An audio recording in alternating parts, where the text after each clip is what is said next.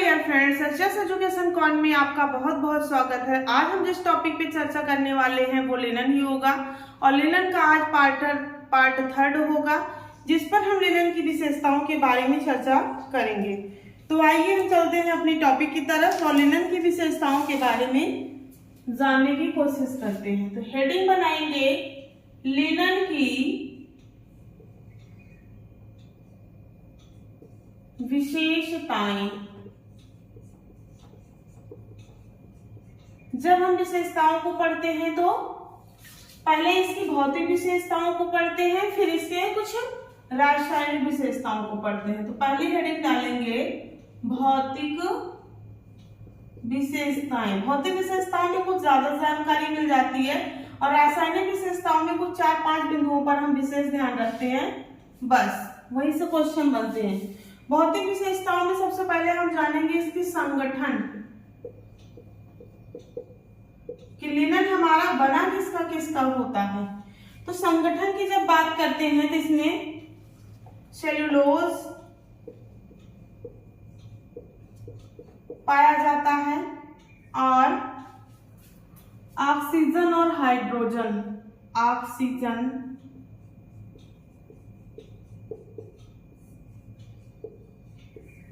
Hydrogen लगभग ये कितने परसेंट होता है, तो 60 से 70% लगभग में। उसके बाद सेकंड क्या पाया जाता है, इसमें गांठेदार इसकी संरचना होती है, हमने बताया था। तो गांठ में कौन सी गोंद पाई जाती है, पेक्टिन। और पेक्टिन लगभग कितनी परसेंट पाई जाती है, 25%। उसके बाद कुछ अशुद्धियां पाई जाती हैं। अशुद्धियां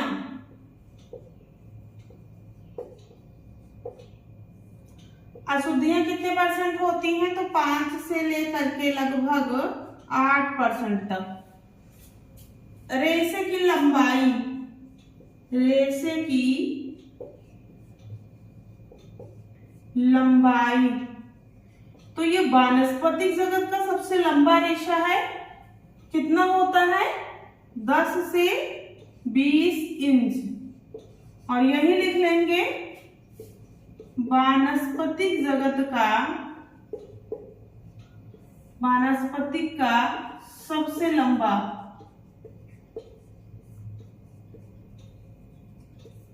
रेशा। ऐसे अपने नोट्स में लिख लेंगे, कहीं भूलेंगे नहीं। उसके बाद इसमें चमक कैसे होती है, तो हमारा कपड़ा ये चमकवान होता है, चमक सिल्क के समान होती है। रेयान में भी चमक सिल्क के समान होती है। जलने पर दिखती कैसे है लव, सेलुलोज के कारण जलने पर ज्वाला इसकी कैसे होती है, पीली लौ, पीली लौ। तो हमने अभी तक आपको क्या बताया, हम बता रहे हैं आपको लिनन की भौतिक विशेषताएं। भौतिक विशेषताओं में हमने सबसे पहले इसके संगठन की बात की, किसमें सेलुलोज पाया जाता है, ऑक्सीजन और हाइड्रोजन लगभग कितना, तो 60 से लेकर के 70%। गोंद कौन सी पाई जाती है, पेक्टिन, कितना, 25%। अशुद्धियां कितनी पाई जाती है, 5 से 8%। रेशे की लंबाई कितनी होती है, तो 10 से 20 इंच। और वानस्पतिक जगत का सबसे लंबा रेशा है। समान कैसे होती है, तो चमक कैसे होती है, तो सिल्क के समान होती है। और जलने पर ये हमारी पीली लौ हमें दिखाई देती है। जैसे हमारे कॉटन में पीली लौ निकलती है, वैसे लिनन में भी पीली लौ निकलती है। आगे कुछ और बिंदुओं के बारे में जानेंगे।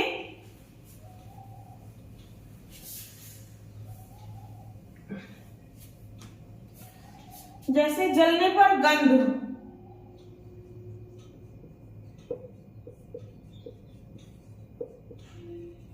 जलने पर गंध इसमें कैसे निकलती है, कागज के समान,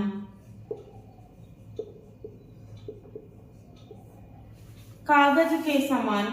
और इसका जो व्यास होता है, डायमीटर कितना होता है, कितने माइक्रोन होता है, जब इसके हम व्यास और डायमीटर की बात करते हैं तो 12 से 15 माइक्रोन या 12 से 18 माइक्रोन दोनों देखने को मिलता है।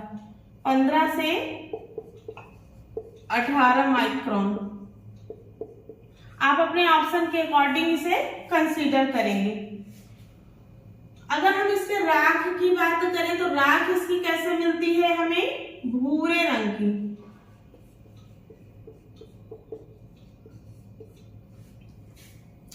अवशोषकता का गुण इसमें कैसे पाया जाता है? अवशोषकता का गुण उच्च होता है, इसी कारण इस रेशे में हमें क्या लगता है? फफूंदी लगती है। अवशोषकता के कारण इसे क्या बनाया जाता है? इससे तौलिया, किचन डस्टर,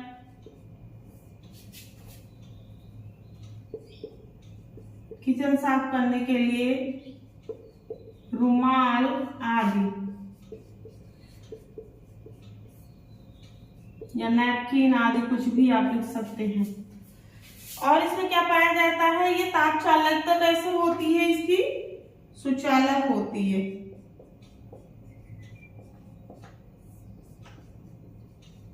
सुचालक होता है मतलब हमारे शरीर को ये ठंडक प्रदान करने वाला कपड़ा होता है। रेशे का रंग कैसे होता है? अगर इसके रेशे के रंग की बात करें तो पीलापन लिए, इसका जो रेशा होता है वो पीलापन लिए होता है। फफूंद का इस पर हानिकारक प्रभाव पड़ता है। फफूंद का हानिकारक प्रभाव कहने का तात्पर्य है कि जो फफूंद हमारी होती है इसमें अवशोषकता का गुण पाया जाता है, इसलिए फफूंद इसमें लगती है। तो हमने आपको क्या बताया? जलने पर कागज के समान होता है। अगर इसके व्यास की हम बात करते हैं तो 12 से 18 माइक्रोन या 15 से 18 माइक्रोन होता है। राख इसकी भूरे रंग की होती है। अवशोषकता इसमें उच्च पाई जाती है। ताप चालकता सुचालक होती है। रेशों का रंग पीला होता है।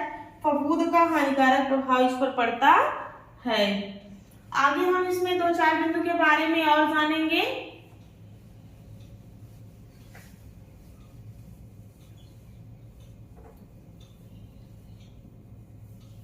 जैसे कीड़े का प्रभाव,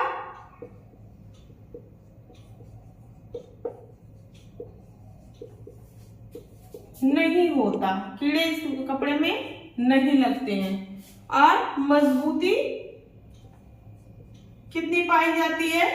तो आर्द्रता के कारण इसकी मजबूती लगभग 20% अधिक हो जाती है। आर्द्र अवस्था में 20% मजबूती बढ़ जाती है। किस अवस्था में? आर्द्र या गीली अवस्था में।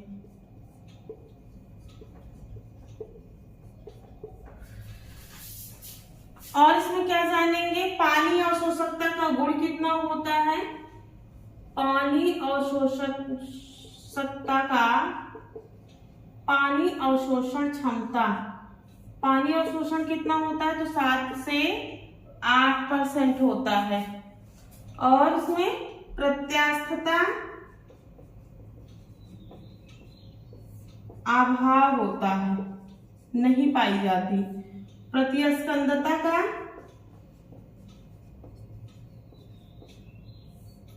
अभाव पाया जाता है। तो ये था हमारे लिनन के बारे में। अब हम जानेंगे इसकी रासायनिक विशेषताओं के बारे में। हमने आपको क्या बताया?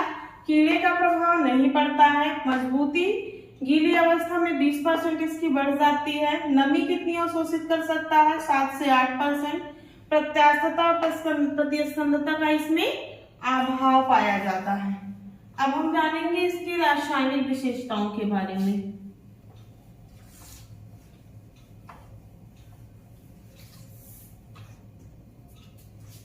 रासायनिक विशेषता,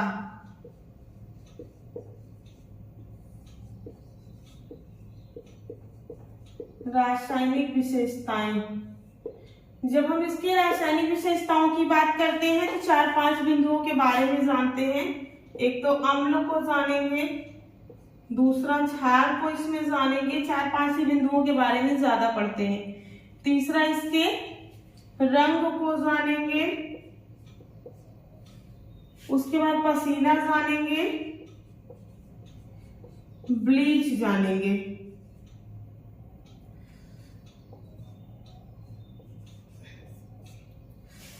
अम्ल का इस पर कैसा प्रभाव पड़ता है? हानिकारक। क्यों? क्योंकि यह सेलुलोज जगत का रेशा है।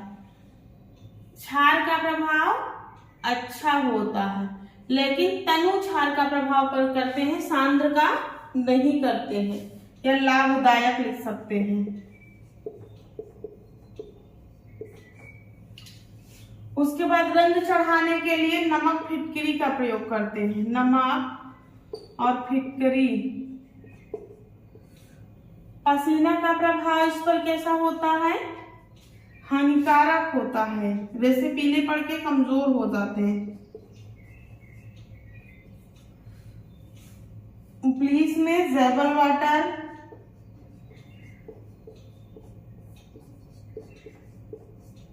ज़ेबल वाटर का प्रयोग करते हैं, घरेलू ब्लीच।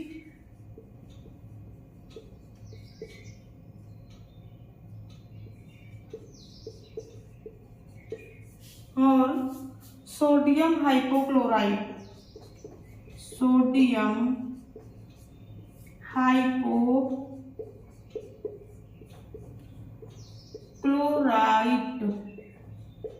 ब्लीच का प्रयोग करते हैं।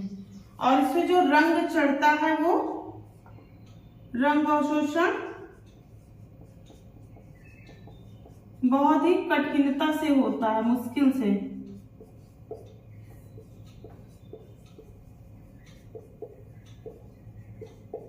तो ये था इसकी रासायनिक विशेषताएं।